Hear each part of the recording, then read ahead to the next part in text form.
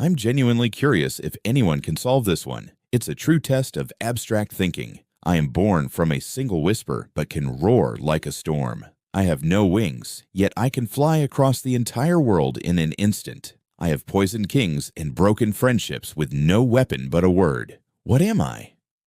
Ready for the reveal. The answer is a rumor. It starts with a whisper, spreads instantly across the world, and can destroy relationships with just a word. Did you get it right? Challenge a friend and see if they can solve it.